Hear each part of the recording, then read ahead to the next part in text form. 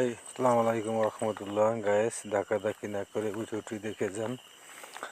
আমরা আজকে শর্ট কলমের চাপা ঢালাই করতেছি, যেহেতু আমাদের আগে গাঁথনি করা। এখন কলমগুলো ঢালাই করতেছি। তো আপনারা বলতে পারেন কেন বাঁশ দেয়া গুতান ভাইব্রেটার ছাড়া, যেহেতু আমাদের কলমটা মোটামুটি হবে 5 ফিট।